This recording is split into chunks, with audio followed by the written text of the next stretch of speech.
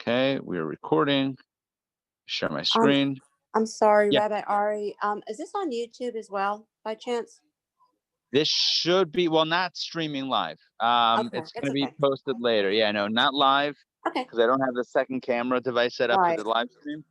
So Okay, it's just, yeah. okay. Okay, let me share screen. We'll get Chrome going. Okay, I hope you can see this. Guys, let me know if you can. Yes?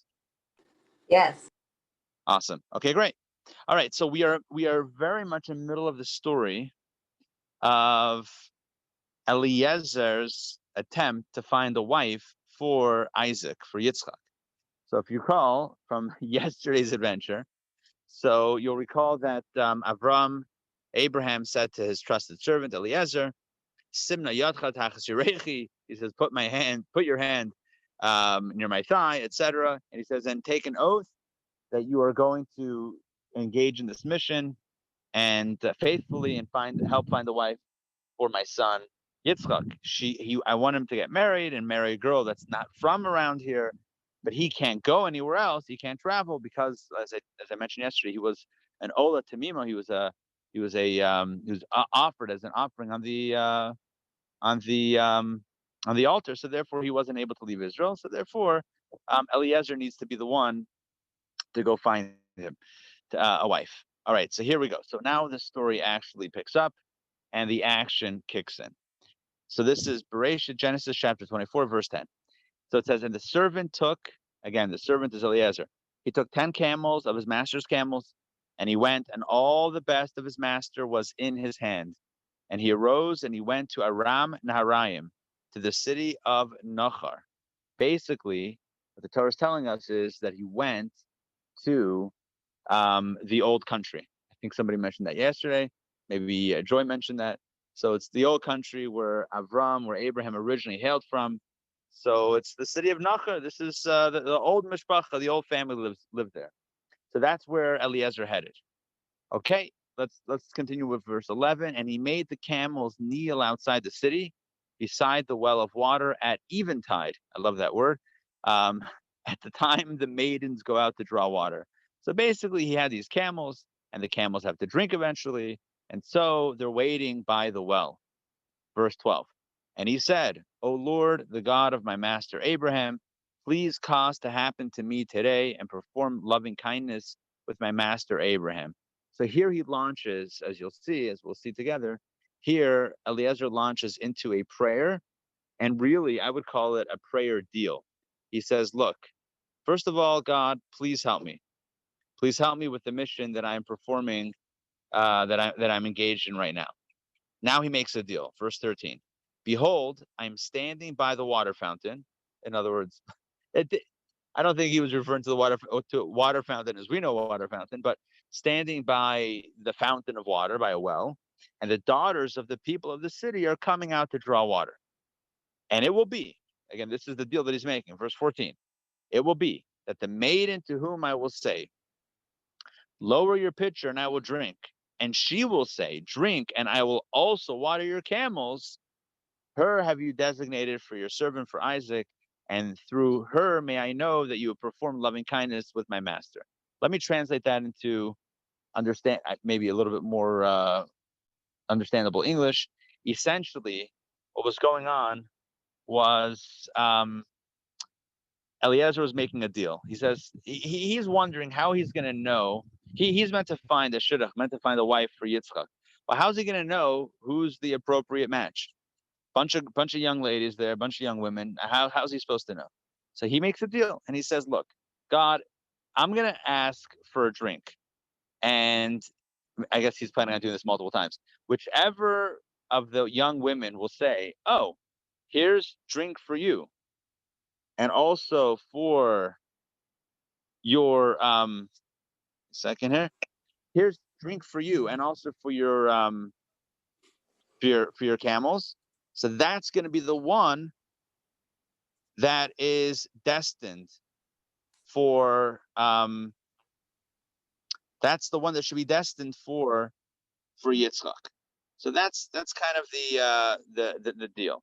In other words, what's the sign? He's making a sign. How do I know which is the girl? It's the one that I say, "Can I have a drink?" And she says, "Sure." And I'll also give your camels. That's going to be the sign. Verse 15. Now he had not yet finished speaking. In other words, he had just made this deal with God, like a one-sided deal. He's praying to God and saying, "God, please help me." And I'm asking that the blessing come through this specific mode of conversation. Now he had not yet finished speaking. Terem kila ladaber is the words in the Hebrew. In other words, he was like still speaking, still making this deal, and Rivka, came out. Rebecca, who had been born to Besuel, the son of Milcah, the wife of Nachor, Abram's brother. So we're talking about ultimately related. It's a relative, a distant relative. So Rivka comes out to the well, and her pitcher was on her shoulder.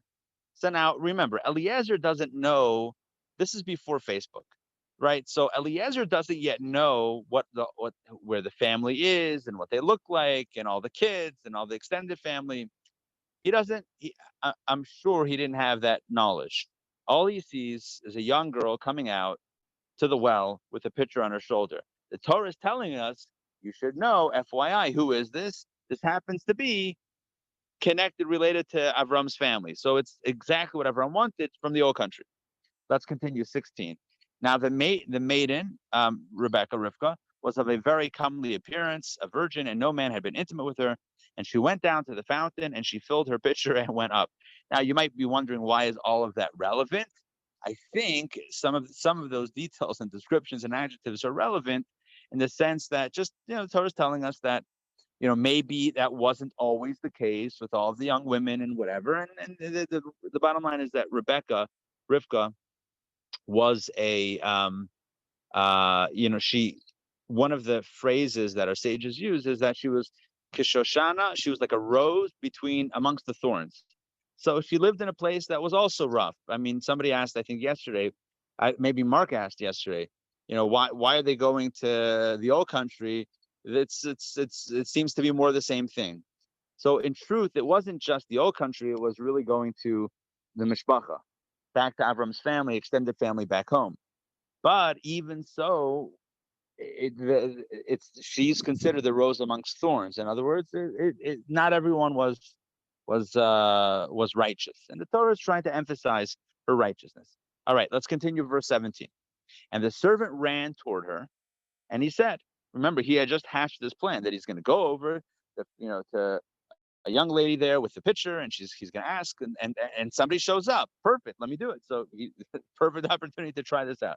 So he runs toward her, and he said, "Please let me sip a little water from your pitcher." And she said, verse 18, like on script, and she said, "Drink, my Lord." And she hastened and lowered her pitcher to her hand, and she gave him to drink. So hold on. So far she's just giving him to drink. Verse 19, and she finished giving him to drink. And then she said, "I will also draw water for your camels, or I'll also draw for your camels until they will have finished drinking." So again, you can't make this up. This is like perfectly designed, perfectly scripted out.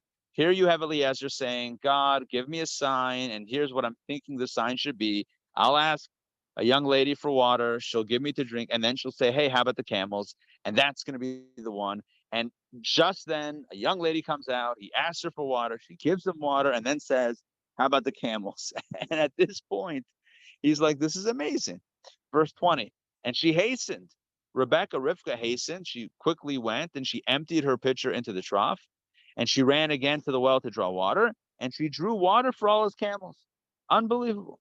And the man, look at verse 21. I love this. I love this expression, this adjective. And the man was astonished at her. I love that word, astonished. I don't know how many times we find that word in scripture. I'm going to say probably not more than a handful of times, if that. The man was astonished, mishta'eh. He was absolutely flabbergasted, standing silent, waiting to know whether the Lord had caused his way to prosper or not. In other words, at this point, he is floored. He had just made this bargain with God, just made the deal, and it's literally transpiring. It's unfolding before his eyes. He cannot believe it. He is stunned, silent.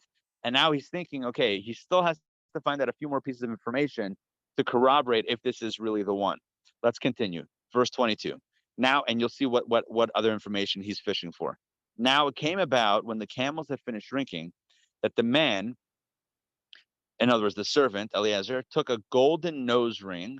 Apparently that was a common thing that was worn, weighing half a shekel, and two bracelets for her hands, weighing 10 gold shekels. In other words, he's pulling out the bling, he's pulling out the jewelry, and he said, so he's getting ready. So he's got it in his hands. He's ready to like give it to her and say, I found it. I found the right one.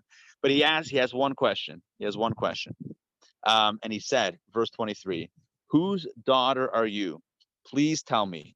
Is there place for us for lodging in your father's house? In other words, okay, first of all, which family are you from? Because remember, the implication is that Avram wanted that the young girl should be from the extended family. So whose daughter are you?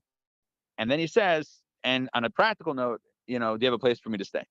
And she said to him, verse 24, I am the daughter of Bethuel, the son of Milcah, whom she bore to Nahor, but it's Nahor.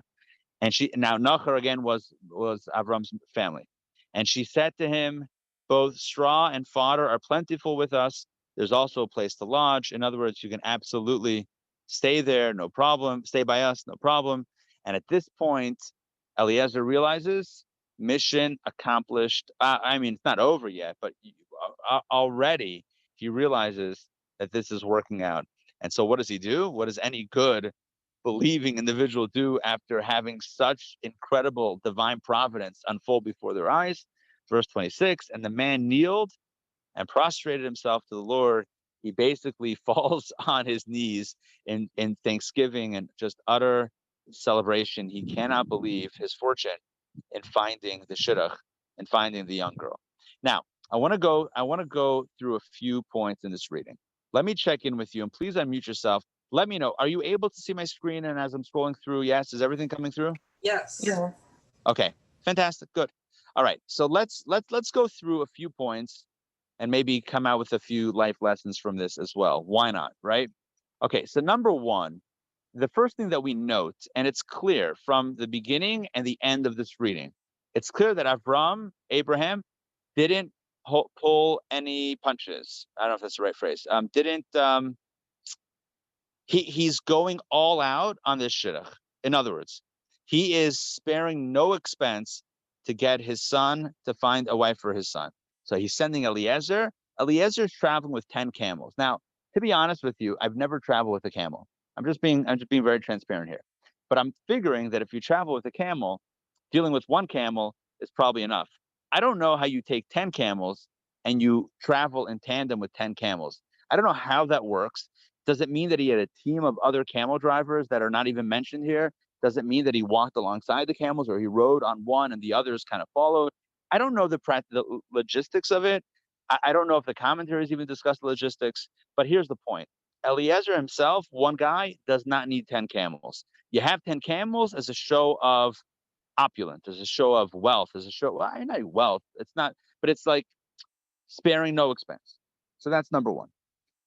At the end of the reading, as I'm scrolling through, give me 1 second. Let's let Sandrine in. So at the end of the reading, we also find a symbol of the wealth. Right? Remember, at the end of the reading, it says that he took the golden nose ring and weighing half a shekel, and two bracelets weighing 10 gold shekels. I mean, I don't know the ounce equivalency of this, but 10 shekel gold bracelets. I mean, is it 10 each? Is it 5 each? I don't know. Maybe the commentators discuss it. I'm not sure right now, but it's a lot of gold. So Abraham is sending camel.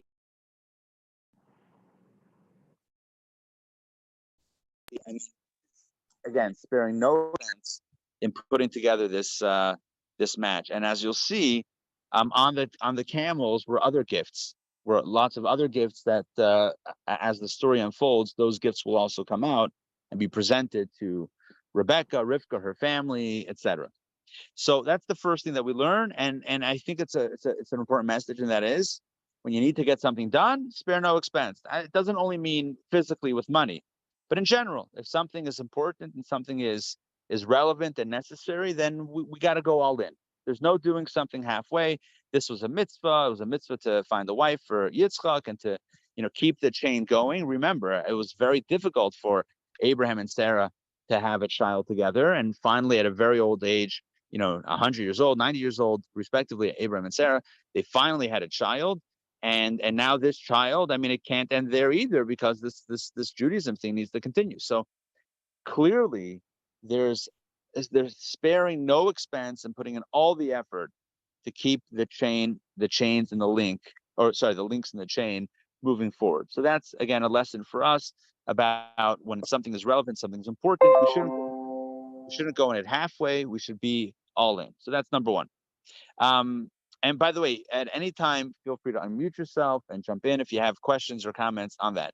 Because right now I'm seeing the screen and I'm not seeing all y'all's faces. So jump in at any time. Don't raise a hand, just jump in.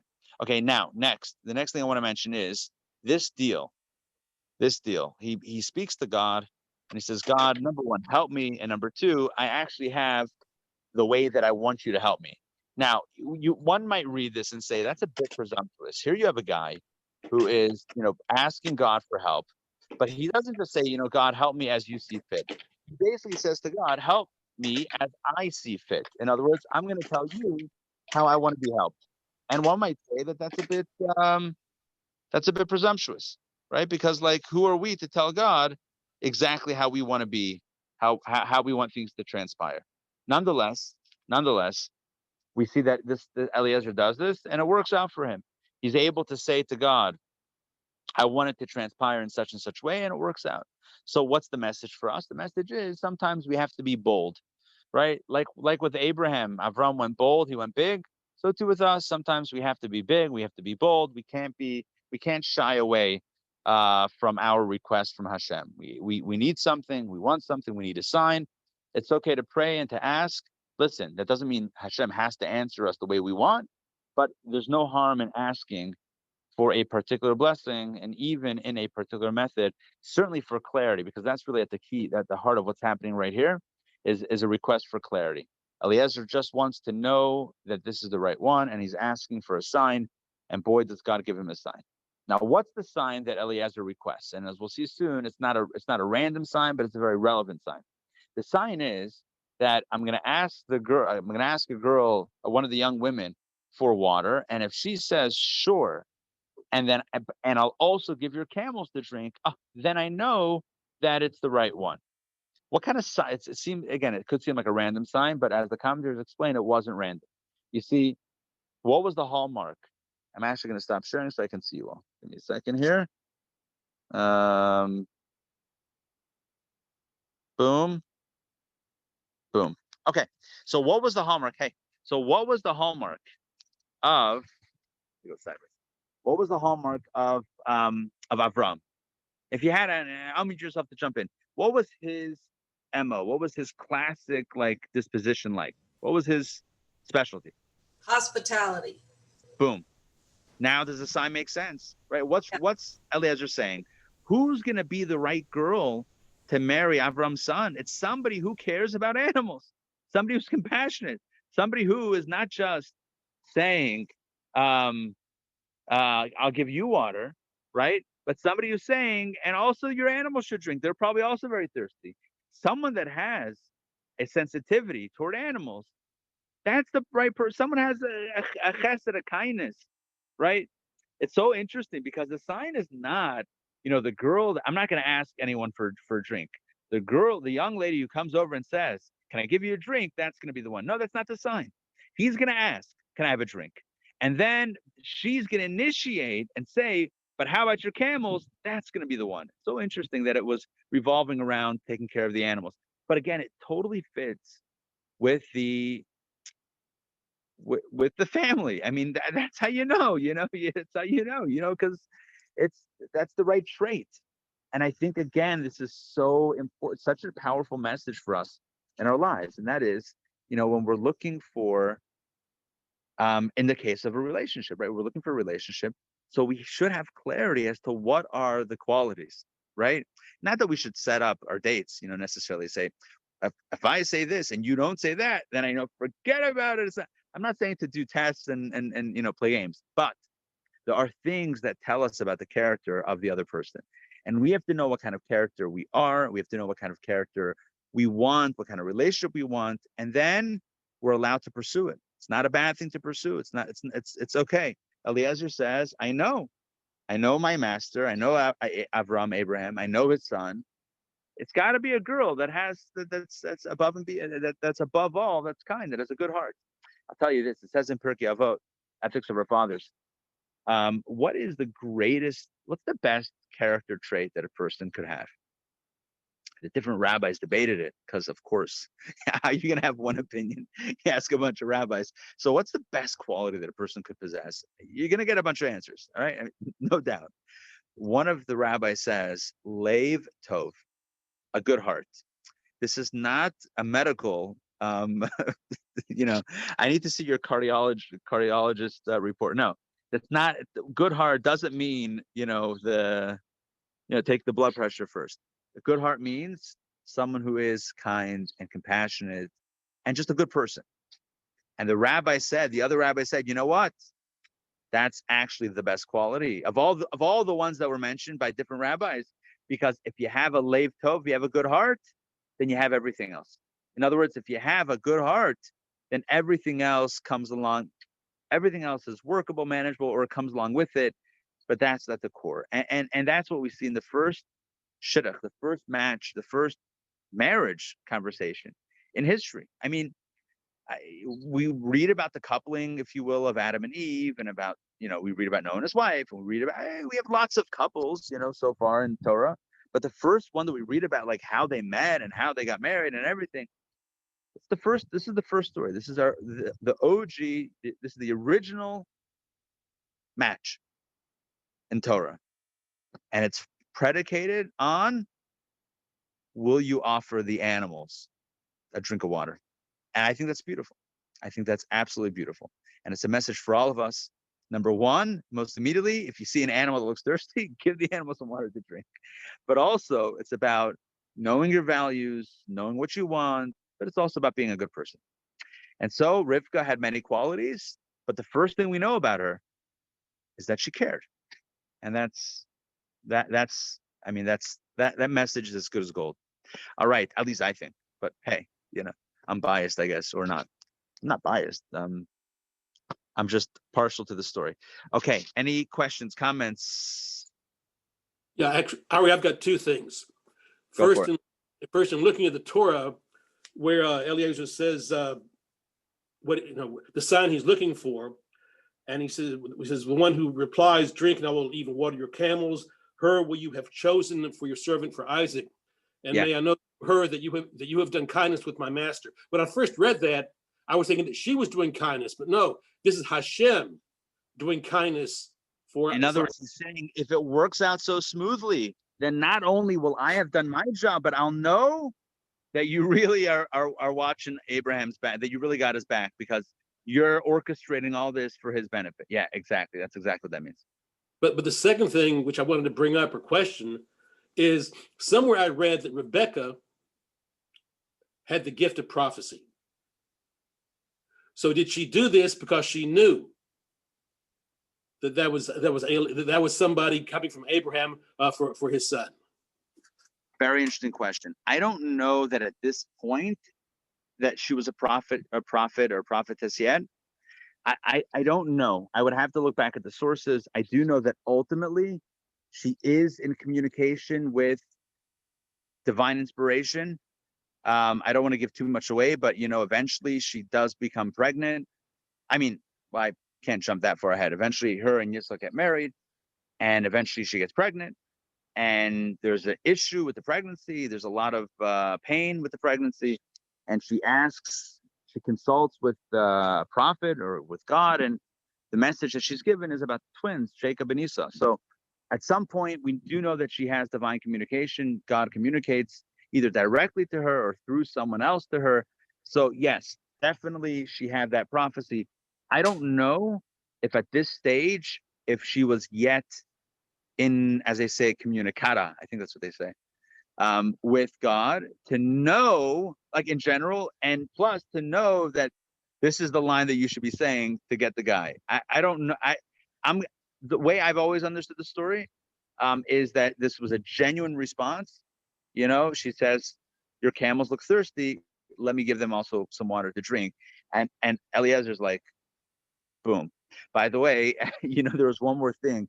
Like with the stories, I told you, it's a long, unbroken story. So there's much more to come, and we'll do that tomorrow and the next day. But one thing that I want to mention, actually, no, it started not Thursday, but okay, whatever. We'll continue the story over the next few days. One thing that I want to mention is that the remaining piece of it was Eliezer knew that the shidduch was supposed to be a relative. At that point, so at this point in the story, just to be very clear as to where we are, because there's what we know and there's what Eliezer knows. The Torah tells us, the reader, that she was from the family. She was the daughter of this one, who was the daughter of this one, who was the daughter of that one, who was related to Abram, whatever. The Torah gives us a bit of the family tree for us, but Eliezer doesn't yet know. Eliezer just knows that she's the one who's offering the camels. Very soon, at the beginning of next reading, he says, by the way, can you tell me about your family? And then she drops the fact of who her family is, and then he's like, you had me at camels, like unbelievable. I mean, not exactly, I'm paraphrasing. But he at that point, he's floored again, and he bows again down to the ground. You'll see this throughout the narrative. He keeps on falling down to the ground, like unbelievable. Like he just can't believe it. But look, I would say this: all of our ways, all of our paths in life should be paved in such a way. All of our doubts and questions should be resolved so quickly, right? As Eliezer, it's a bracha. It's unbelievable. Here's a guy who's facing. You ever face a situation where you don't know what to do? You don't know where to proceed? You're like stuck somewhere. You don't know what to do. Happens all the time, right? In life. I don't know all the time, but it happens, right? And, bigger things, smaller things. Sometimes it's like, I don't know, like, where should we go out to eat tonight? I'm kidding. I don't want to minimize it, but like, sometimes it's like small dilemmas and sometimes big dilemmas. Sometimes you have a direction where to go. Sometimes you don't have a direction where to go. It's a beautiful story. Eliezer is now, he's in an unfamiliar territory. He doesn't know who he's looking for. He doesn't know what to do. He prays to God, and the next thing you know, literally, the way is paved for him. So it should be for us in our lives. We should have that clarity. We should pray. We should ask for what we need, and God should bless us with all of the clarity that we need. Because at the end of the day, that's what happened. It's not that he found the girl; it's that he got clarity on who the girl was. And may we all have that clarity, right? Not necessarily the same exact detail, but I'm saying in the same type of clarity. All right. Any other questions, comments? No. Where Okay. are you? Because I missed the beginning. Sorry, I was in a work.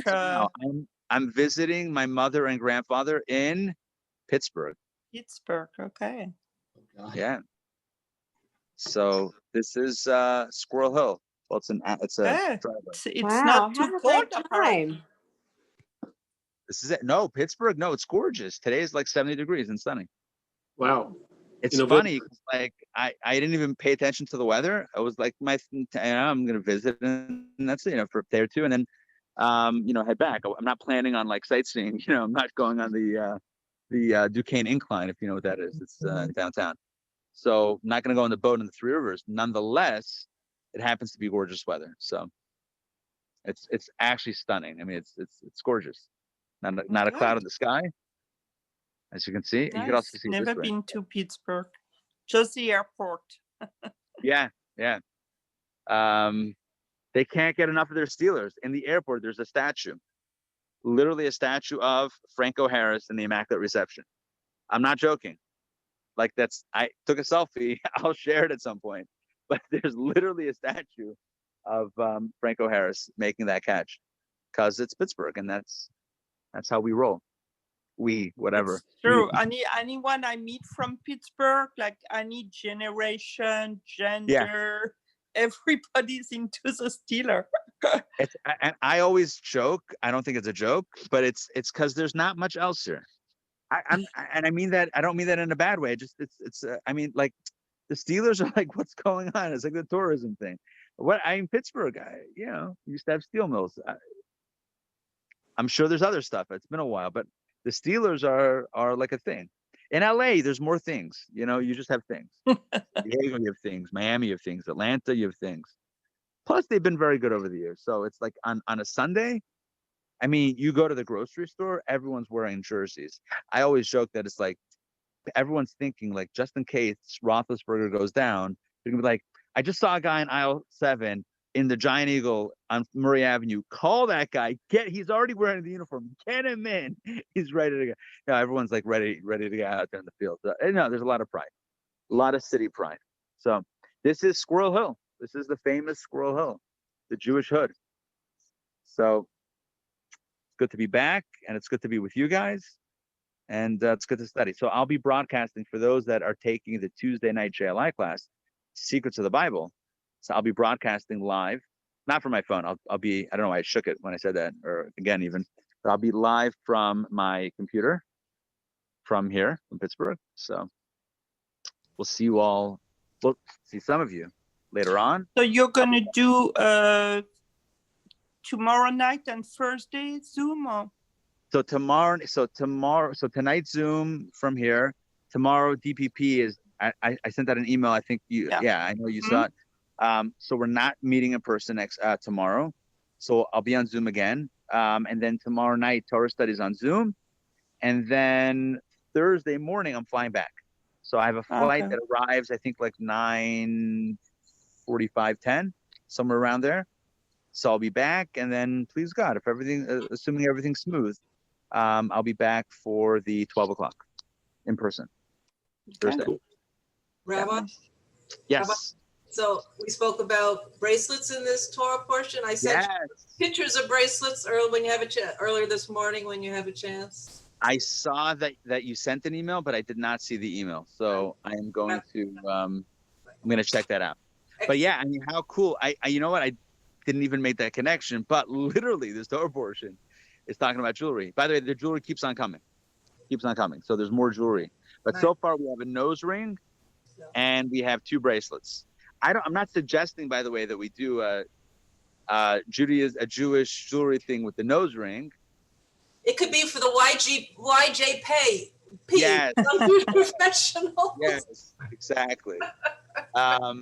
It's interesting though. It seems like back in the day, it was a very normal thing. It's not like it was anything. Some might argue that today it's a normal thing. I'm not weighing in, yay or nay about right now. I'm just saying that it seems clear. If Avram sent a nose ring with Eliezer, and Eliezer is ready to go with the nose ring and the bracelets, it sounds like it wasn't like, a nose ring. Like, it sounds like that was a normal thing. Whatever's normal in the age and stage. That's the trends recycle too among the ages. Correct. In many traditional Jewish communities, a nose ring would be like, that's very modern. That's very that's not traditional. How do you explain this Torah portion, right? I don't know that there's a good answer. I think the answer is what I said. When I say good answer, I mean, I don't know that there's a justification. I think the answer is simply that's what was done then.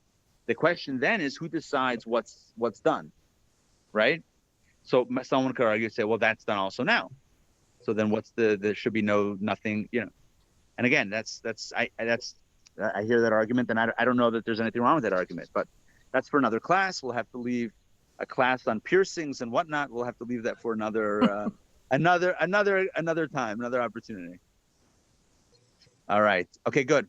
Great to see you guys, and have a wonderful day. Thank you. Enjoy the family. Will do. Thank you. All right. Take care, everybody. Wait, let me just say, so Donna, Mark, Sandrine, who else? Matt and Stephanie. We'll see you all. Have a wonderful day. Take care. See you soon. Here's Hashem. Thank you. Well, Safe thank travel. you. See you later. Thank you.